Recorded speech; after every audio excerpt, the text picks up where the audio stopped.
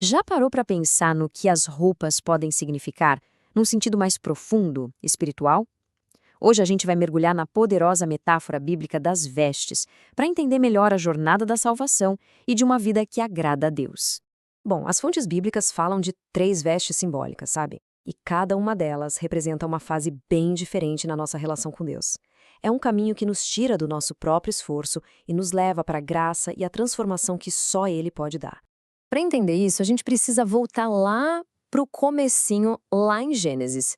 Logo depois da queda, a gente vê a primeira tentativa da humanidade de resolver o próprio problema espiritual. Depois de desobedecer, o que Adão e Eva fazem? Eles costuram folhas de figueira para se cobrir. Pensa nisso, uma cobertura improvisada, frágil, feita por eles mesmos. E claro, não funcionou. Isso é o retrato perfeito de qualquer tentativa humana de alcançar a justiça por conta própria. É um esforço que, no final das contas, sempre vai ser insuficiente. E é justamente essa falha, essa inadequação do esforço humano, que abre a porta para uma virada de chave, para uma solução que vem de fora, uma solução divina. E olha que contraste absurdo. Deus simplesmente tira aquelas folhas frágeis e coloca no lugar vestes de pele, algo muito mais resistente, durável. Só que para ter essas peles, um animal inocente precisou ser sacrificado. Um símbolo poderosíssimo que já apontava para um sacrifício muito maior que viria no futuro. Essa nova roupa que Deus providenciou é chamada de manto de justiça ou veste de salvação.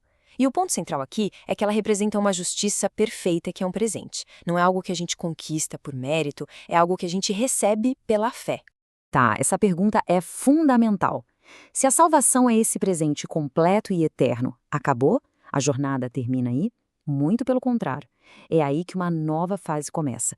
Vamos ver o que a próxima veste revela sobre isso. Depois da salvação, começa um novo processo. Um processo que dura a vida inteira e que é simbolizado por uma terceira veste, uma que é trabalhada nos mínimos detalhes. Essa veste não é algo que a gente recebe pronto de uma vez. Imagina uma obra de arte sendo construída, ponto por ponto, ao longo do tempo. Ela representa a santificação, que é esse desenvolvimento contínuo de um caráter justo, de uma conduta que reflete quem Deus é. E essa analogia aqui é simplesmente brilhante para a gente entender a diferença. A salvação é o tecido, a base que é forte e indestrutível.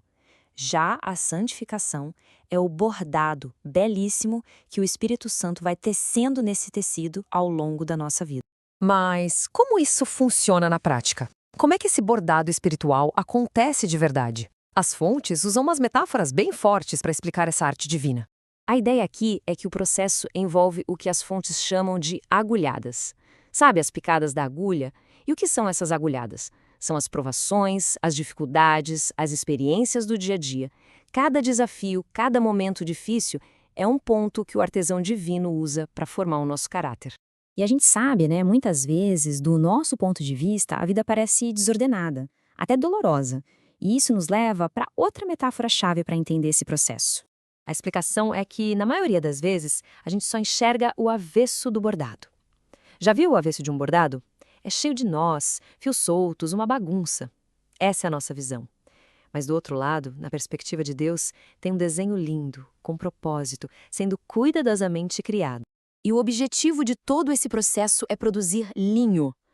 E o que é o linho? É um tecido que simbolicamente não causa suor.